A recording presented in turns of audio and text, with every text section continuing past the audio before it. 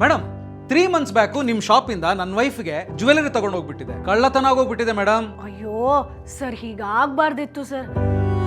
ಅದ್ ಬಿಡಿ ಸರ್, ನಮ್ಮ ಹತ್ರ ಹೊಸ ಡಿಸೈನ್ಸ್ ಬಂದಿದೆ. ನಿಮ್ ವೈಫ್ ನ ಪಕ್ಕ ನೀವ್ ಇಂಪ್ರೆಸ್ ಮಾಡ್ಬೋದು. ತೋರಿಸ್ಲಾ? ಮೇಡಮ್, ನಾ ಬಂದಿರೋದು ಜ್ಯುವೆಲರಿ ಪರ್ಚೇಸ್ ಮಾಡೋದಿಕ್ಕಲ್ಲ, ಇನ್ಶೂರೆನ್ಸ್ ಕ್ಲೈಮ್ ಮಾಡೋದಿಕ್ಕೆ. ಮೇ ಬಿ ನಿಮ್ಗೇನೋ ಕನ್ಫ್ಯೂಷನ್ ಆಗಿದೆ. ನಾವು ಗೋಲ್ಡ್ ನ ಸೆಲ್ ಮಾಡ್ತೀವಿ, ರೀಫಂಡ್ ಮಾಡಲ್ಲ.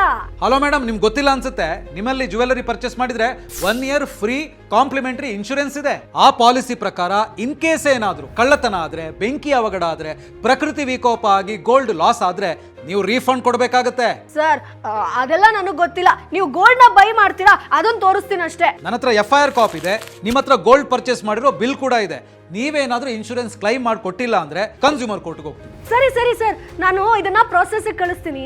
ಅದೌದು, ನಿಮ್ಗೆ ಹೆಂಗ್ ಗೊತ್ತೈತಿ ಇನ್ಫಾರ್ಮೇಶನ್ ಎಲ್ಲ? ನೀವಿನ್ನೂ ಬಾಸ್ ವಾಲಾ ಕನ್ನಡ ಚಾನಲ್ ಅನ್ನ ಸಬ್ಸ್ಕ್ರೈಬ್ ಮಾಡಿಲ್ಲ ಅನ್ಸುತ್ತೆ. ಇವರಷ್ಟೇ ಅಲ್ಲ, ಈ ಲಿಸ್ಟ್ ಅಲ್ಲಿರೋ ಗೋಲ್ಡ್ ಜ್ಯುವೆಲರ್ಸ್ ನವರು ನೀವು ಪರ್ಚೇಸ್ ಮಾಡೋ ಗೋಲ್ಡ್ ಮೇಲೆ ಇನ್ಶೂರೆನ್ಸ್ ಕೊಡ್ತವೆ. ಮರಿಬೇಡಿ. ಈ ಇನ್ಫಾರ್ಮೇಶನ್ ನಿಮಗೆ ಇಷ್ಟ ಆಗಿದೆ ಅಂದ್ರೆ ಲೈಕ್ ಮಾಡಿ, ಶೇರ್ ಮಾಡಿ. Boss Vala, B the boss.